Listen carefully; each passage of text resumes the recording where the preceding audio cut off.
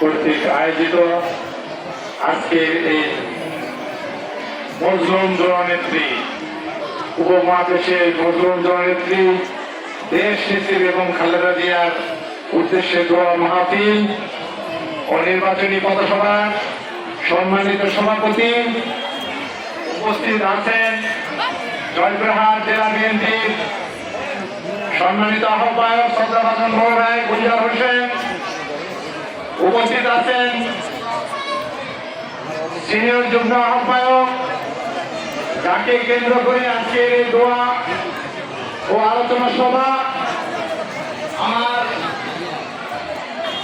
ছোট ভাই আসাদুর রানা প্রধান, উপস্থিত আছেন যুগ্ম আহ্বায়ক সাবেক ছাত্র নেতা এম এ ওহাব, সদর থানা বিএনপির সাধারণ সম্পাদক আবু বকর সিদ্দিক, কৃষক দলের আহ্বায়ক সেলিম রেজা ও সদস্য সচিব মঞ্জুর মোহাম্মদ প্রধান সহ বিএনপির সকল পর্যায়ের নেতৃবৃন্দ, সামনে উপবিষ্ট আমার মা ও বোনেরা এবং সামনের ভাইয়েরা, আসসালামু আলাইকুম। হিন্দু ভাইদের প্রতি আদাব, অন্যান্য জাতির প্রতি সম্মান প্রদর্শন করে কয়েকটি কথা বলে শেষ করব। সেটি হলো, আমি এখানে বসে একজনের বক্তব্য শুনছিলাম, দীর্ঘ প্রায় 5-7 মিনিট বক্তব্য দিচ্ছিল। বাংলাদেশ জামাত, আমি ইসলাম বলবো না, কারণ ইসলাম শব্দের অর্থ নিশ্চয় যারা প্রকৃত মুসলমান তারা জানে, ইসলাম হলো, ইসলামের অপর নাম হলো শান্তি। জামাত শান্তির দল নয়, কারণ ইতিমধ্যে 15 থেকে 20টি ভাষা সৃষ্টি অলরেডি করেছে। পিয়ার জিয়ার পিয়ার জিয়ার যেখানে বলেন সেখানে ডিস্টার্ব। কালকে বলে ভোট করবো, ওইটা হলে করবো না, ওইটা হলে করবো না, এইভাবে চলতে আছে চলমান। আজকেও সন্ধ্যার সময় তারা চলমান দেখেছে সেই গন্ডগোলগুলো। তাই আমি বাংলাদেশ জামাত বলবো, ইসলাম বলবো না। প্রিয় ভাইরা, আপনার অনেক মহিলা আছে, অনেক মানে কি বলবো, সহজ সহজ মহিলারা আছে, তাদের দাঁড়িয়ে দাঁড়িয়ে বলছে এই জামাত ইসলামকে ভোট দিলে নাকি বেহেশতে যাওয়া যাবে। আচ্ছা ভাই বলেন তো, এই বাংলাদেশের ছাড়া জামাতে ইসলামের এই দাঁড়িপাল্লা ছাড়া অন্যান্য দেশে, পাকিস্তান, শ্রীলঙ্কায়, বিভিন্ন দেশে বিভিন্ন প্রতীক আছে, ঘুড়ি মার্কা আছে, ঘোড়া মার্কা আছে।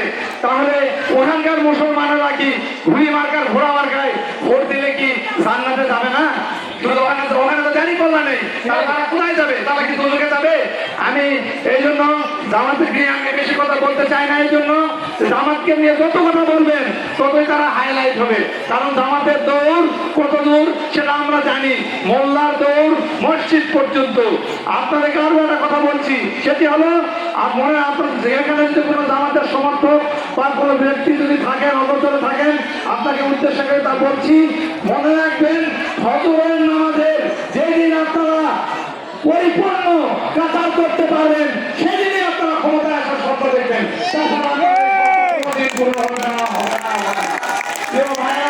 আজকে আমি আরো একটা কথা বলতে চাচ্ছি, সেটি হলো এই জয়পুরহাটে মানে 51% নারী ভোটার, 49% পুরুষ ভোটার। নারীরা এবার হলো মূল চালিকা শক্তি। আপনারা বিশেষ করে নারীরা যারা আছেন নিজেরা তো ভোট দিবেন এবং প্রতিবেশী আপনারা আরেকজনের কাছে ভোট চাইবেন, অনুরোধ করবেন, বলবেন যে এবার ভোট দিতে হবে। কি জন্য? এই জীবন সন্ধিক্ষণ আমাদের নেত্রী, প্রিয় নেত্রী, দেশ নেত্রী বেগম খালেদা জিয়া দাঁড়িয়েছে। বেগম খালেদা জিয়া দেশের জন্য তার স্বামীকে ত্যাগ, স্বামী চলে গেছে দেশের সেবা করতে গিয়ে। তার একটি ছেলে বিনা চিকিৎসায়, বলবো বিনা চিকিৎসায়, আরাফাত রহমান কোকো মারা গেছে, তিনি মৃত্যুসজ্জায়। তার আর চাপ আর কিছু নেই। তিনি 3 দিনবারের প্রধানমন্ত্রী হয়েছেন। তিনি বাংলাদেশের জন্য, নারী সমাজের জন্য কি কি করেছে আপনারাই জানেন। তাই প্রিয় ভাই বোনেরা, আমি আর কথা বেশি বাড়াবো না। পরিশেষে একটি কথা বলবো, সেটি হলো ভাই গরম ধন, রক্তের বাঁধন। আমার ভাই মাসুদ রানা প্রধান, আমরা একই মামার সন্তান। আরেক ভাই আছে মামুনুর রশিদ প্রধান, ও হয়তো আসেনি।